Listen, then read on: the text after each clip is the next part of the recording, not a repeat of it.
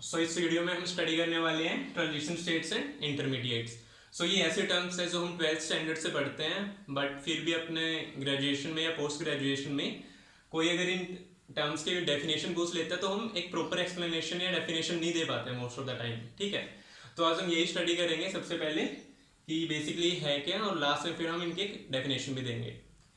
तो चलो फिर स्टार्ट करते हैं। सो हम इनको एक रिएक्शन के थ्रू स्टडी करते हैं, और यहाँ पे रिएक्शन क्या है, रिडक्शन ऑफ कीटोन। सो एक कीटोन है अपने पास, टर्शियरी ब्यूटाइल मिथाइल कीटोन, और रिडक्शन के लिए हमने यूज किया है सोडियम बोरोहाइड्राइड, और यहाँ पे इथेनॉल एज ए सोलवेंट है, और यहाँ पे रिएक्शन कंडीशंस क्या है, बेसिकली हाई टेम्परेचर है। तो हमें फाइनल प्रोडक्ट क्या मिलेगा, रिडक्शन के आफ्टर अल्कोहल। हमें पता है कि कीटोन रिड्यूस होकर अल्कोहल देते हैं। सो किसी भी ऑर्गेनिक रिएक्शन में जनरली क्या होता है, एक सबस्ट्रेट होता है जो यहाँ पे कीटोन है, एक रिएजेंट होता है जो यहाँ पे सोडियम बोरोहाइड्राइड है जो एक रिड्यूसिंग एजेंट की तरह काम कर रहे हैं, फिर सोलवेंट होता है जो इथेनॉल है, और फिर रिएक्शन कंडीशंस होती हैं जो यहाँ पे बेसिकली हाई टेम्परेचर है, और बेसिकली हम हीट प्रोवाइड कर रहे हैं यहाँ पे। ठीक है, तो फाइनल प्रोडक्ट हमें मिल रहा है अल्कोहल। तो पहले देखते हैं कि रिएक्शन हो कैसे रही है, मतलब मैकेनिज्म देखते हैं इसका। सो अपने पास स्टार्टिंग में कीटोन है और फिर सोडियम बोरोहाइड्राइड है, इसको हम ऐसे रिप्रेजेंट कर सकते हैं। ठीक है, अब हमें पता है सोडियम बोरोहाइड्राइड किस टाइप का रिड्यूसिंग एजेंट है जिसमें अपना हाइड्राइड ट्रांसफर होता है, मतलब हाइड्राइड ट्रांसफर करके ही वो रिडक्शन करता है। तो इस केस में भी कीटोन पे हमें पता है कि कार्बोनिल कार्बन पे डेल्टा पॉजिटिव चार्ज होता है, ऑक्सीजन पे डेल्टा नेगेटिव। ठीक है, क्योंकि ऑक्सीजन ज्यादा इलेक्ट्रोनेगेटिव होता है।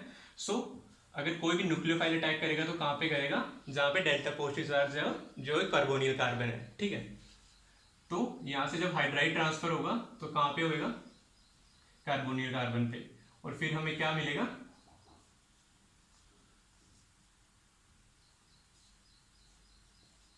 ठीक है, हमें क्या मिलेगा यहाँ पे एल्कोक्साइड, और साथ में फिर यहाँ से क्या रिलीज हो जाएगा, BH3 बोरेन। और फिर नेक्स्ट स्टेप में, फर्स्ट स्टेप में अपना यहाँ पे क्या हो रहा है, रिडक्शन, और अब सेकंड स्टेप में क्या हो रहा है, यहाँ पे जो ये एल्कोक्साइड है, ये जो अपना सोलवेंट है इथेनॉल, उससे प्रोटोन एब्स्ट्रैक्ट कर लेगा। तो हमें क्या देगा, सो इथेनॉल से प्रोटोन एब्स्ट्रैक्ट करके यहाँ पे इथोक्साइड अपना निकल जाएगा। फिर हमें मिलेगा यहाँ पे फाइनल स्टेप में अल्कोहल और फिर इथोक्साइड। राइट, सो ये अपना फाइनल प्रोडक्ट है जो हमें यहाँ पे लिखा भी था। तो अब जो ये रिएक्शन है इसका हम एनर्जी प्रोफाइल ड्रॉ करते हैं, फिर उसकी हेल्प से हम स्टडी करेंगे ट्रांजिशन स्टेट एंड इंटरमीडिएट्स। सो यहाँ पे वाई एक्सिस पे है एनर्जी, ठीक है, एक्स एक्सिस पे अपना रिएक्शन कोऑर्डिनेट,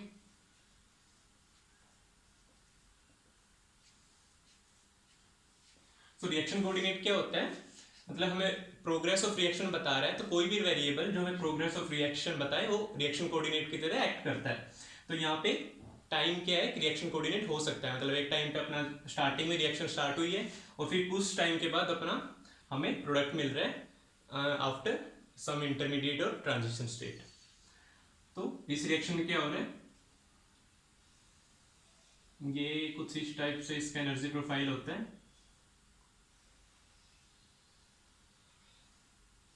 ठीक है, स्टार्टिंग में यहाँ पे क्या होता है, रिएक्टेंट जो क्या है, कीटोन,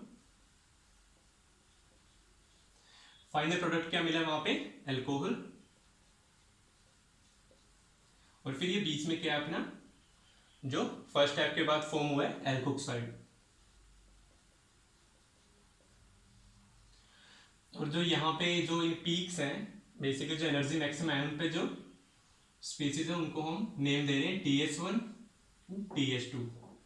ठीक है, जो ट्रांजिशन स्टेट को रिप्रेजेंट कर रही है उनको हम देखेंगे अच्छे से। ठीक है, उसके साथ हम यहाँ पे शो करते हैं जो फर्स्ट स्टेप के बाद जो फर्स्ट स्टेप का एनर्जी बैरियर है और एक्टिवेशन एनर्जी है वो है EA1, और जो सेकंड स्टेप की एल्कोक साइड से जब अपना एल्कोहल बन रहा है उसकी एक्टिवेशन एनर्जी है EA2, राइट। अब हमें दिख रहा है यहाँ पे EA1 क्या है, हायर है इन कंपैरिजन टू EA2।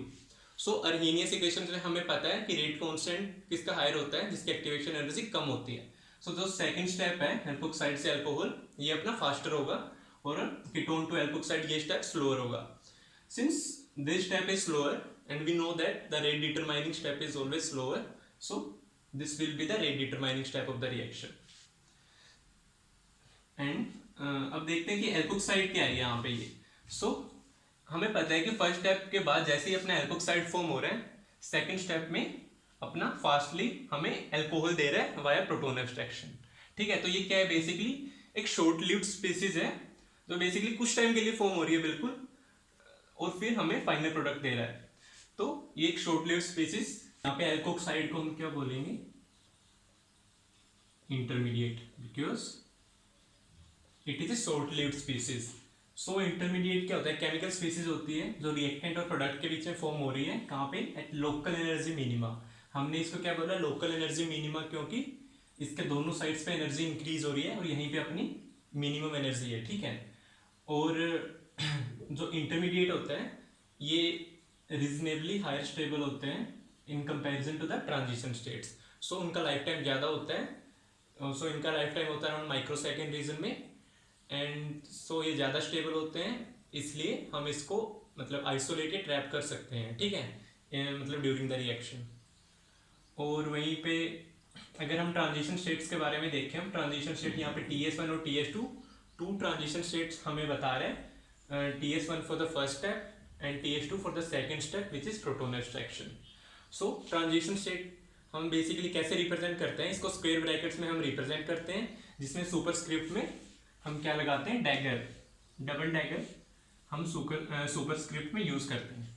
अब इसमें जब हम ट्रांजिशन स्टेट लिखते हैं किसी भी स्टेप के लिए, तो हम उन बॉन्ड्स को एज इट इज लिखते हैं जो अनचेंज रह रहे हैं, ठीक है। तो उनको एज सॉलिड बॉन्ड हम रिप्रेजेंट करते हैं, और जो बॉन्ड वहाँ पे ब्रेक या फॉर्म हो रहे हैं उनको हम एज ए डॉटेड लाइन से रिप्रेजेंट कर रहे हैं, ठीक है।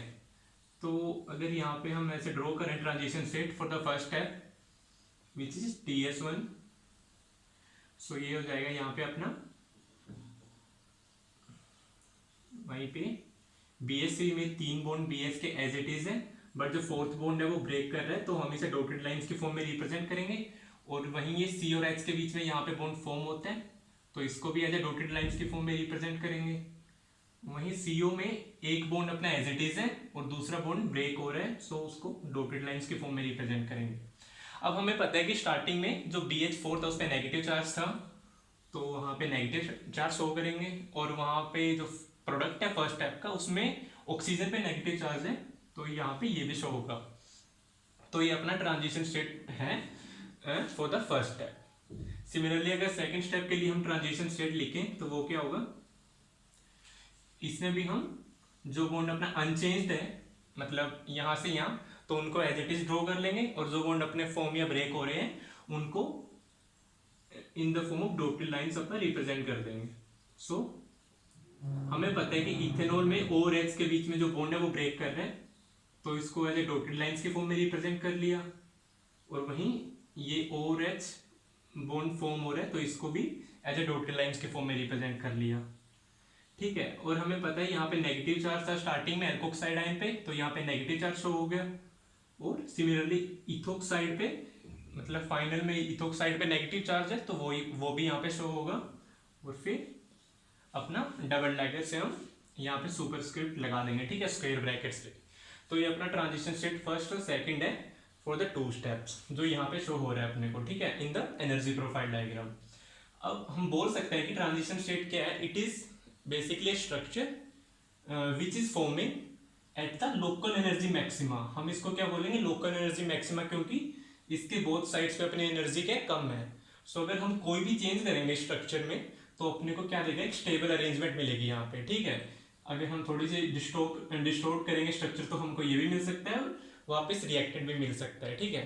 वो डिपेंड करता है कि किस टाइप से हम उसको डिस्टोर्ट कर रहे हैं। और हम एक और तो ये ट्रांजिशन स्टेट होता है, ये एक रियल मॉलिक्यूल नहीं होता, बेसिकली जस्ट एक स्ट्रक्चर है उसमें मतलब ये जरूरी नहीं है कि यहाँ पे वैलेंस बॉन्ड जो रूल है कि एक कार्बन 4 बॉन्ड से फॉर्म करेगा, ये सब रूल फॉलो, क्योंकि इसमें कुछ बॉन्ड होते हैं पार्शली फॉर्म हो रहे होते हैं और कुछ बॉन्ड पार्शली अपना ब्रेक हो रहे होते हैं, जो यहाँ पे डॉटेड लाइंस की फॉर्म में हम रिप्रेजेंट कर रहे हैं।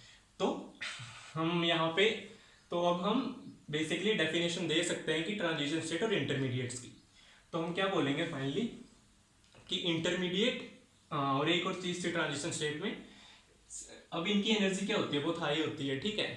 तो हम इनको आइसोलेट नहीं कर सकते क्योंकि इनका लाइफ टाइम बहुत ही कम होता है, अराउंड फेम्टोसेकंड से पिकोसेकंड रीजन में, ठीक है। तो हम इनको आइसोलेट करना भी बहुत डिफिकल्ट होता है। तो अब हम इनकी डेफिनेशन दे सकते हैं ट्रांजिशन स्टेट और इंटरमीडिएट की। तो क्या बोलेंगे, intermediate is a chemical species which is forming in between the reactant and product at the local energy minima, and since they are reasonably stable than the transition state, so we can isolate or trap them, right? And about the transition state, we can say that transition state is a structure which is forming at the local energy maxima at a step in the reaction, and this is not a real molecule, it is just a structure which may or may not follow the valence bond rule, and these cannot be isolated because these are highly unstable and having very low lifetime, right? So this was all about the transition state and intermediates. I hope you have liked this video. If yes, please do subscribe our channel and share it. Thank you so much.